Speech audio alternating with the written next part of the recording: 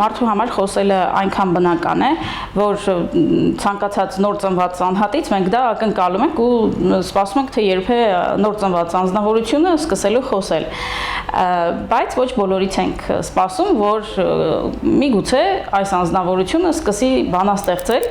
կամ ստեղծել գիտություն։ Այսինքն դրանք առանձին անհատներ են, այնպիսի անհատներ, որոնք շատ տարածված չեն հասարակության մեջ։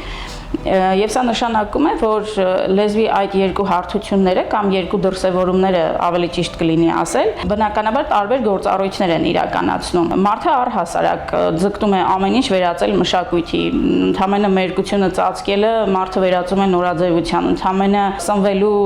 անհրաժեշտությունը, պահանջմունքը վերածվում է խոհանոցի եւ այդպես շարունակ։ Եվ այդպես էլ լեզուն է։ Երբ մենք խոսում ենք, դա մեզ համար լրիվ բնական գործընթաց է եւ չենք էլ նկատում, որ մենք ինչ-որ միտք արտահայտեցինք առօրյա խոսակցական հատվածում, այդպես է աշխատում լեզուն։ Բայց երբ ես սկսում եմ ինչ-որ իմ ունեցած ապրումը, զգացմունքը տեղավորել բառերի մեջ այնպես, որ դա լինի գեղագիտական, այդ գեղագիտականը արդեն վերածվում է խոսքի մշակույթի եւ լեզուն վերածվում է արվեստի։ Հաճախ հանդիպող խնդիրներից է թվային տեխնոլոգիաների բացասական ազդեցությունը մտածողության եւ գուցե նաեւ աշխարհընկալման վրա։ Մեր հասարակությունը գուցե չափից շատ է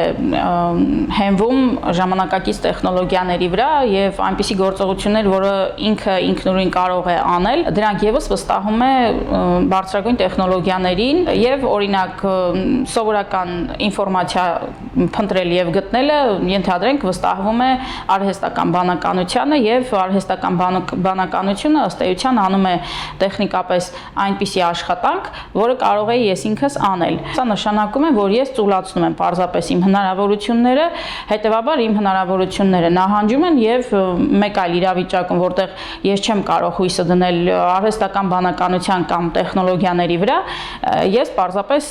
կանգնում եմ այն խնդրի առաջ, որ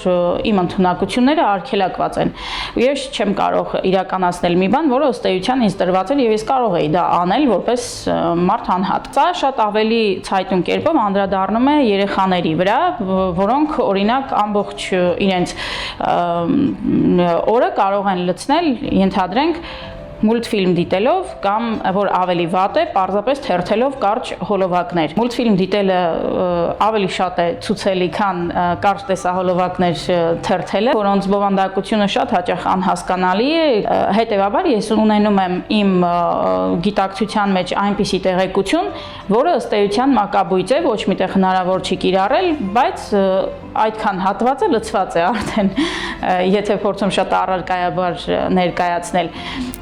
Եվ մյուս տեղեկության համար, որը անհրաժեշտ է իրեն միգուցե կենսական ինչ-որ հարցեր բավարարելու համար, հնարավոր է, որ արդեն հետընթաց լինի եւ երեխան չկարողանա տիրապետել այն ինֆորմացիային, որը անհրաժեշտ է իր համապատասխան գործունեությունը իրականացնելու համար։ Եթե առաջին հերթին առանձնացնենք ուսանողների բացասական գծերից, կարելի է ընդգծել այն, որ գրեթե բոլորին բնորոշ է ձանձրանալու հատկությունը։ Նշանակություն կարող է չունենալ, թե ինչ դինամիկությամբ է դասը ընթանում, կա մի որոշակի սահման, որից հետո իրենք պարզապես դրսևորում են ուշադրության պակաս եւ սկսում են ձանձրանալ, որովհետեւ իրենք կարիք են զգում միջավայրը փոփոխելու։ Երկրորդ խնդիրը շատերը պարզապես չեն կարողանում հիշել լայն ծավալի ինֆորմացիա։ Մեծ ծավալի տեղեկությունը բավականին դժվարամարս է եւ դժվարությամբ են օրինակ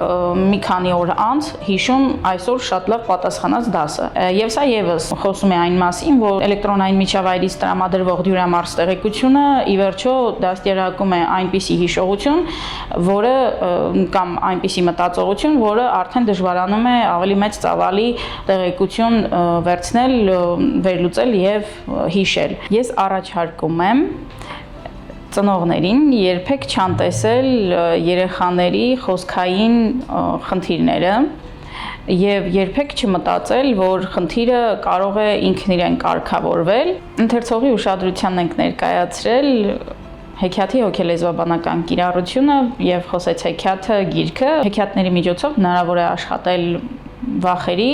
բարդույթների, սևեռուն մտքերի եւ այնպիսի խնդիրների հետ, որոնք առաջին հայացքից անտեսանելի են եւ հետագայում կարող են լուրջ խնդիրների առաջ կանգնեցնել։ Հիմա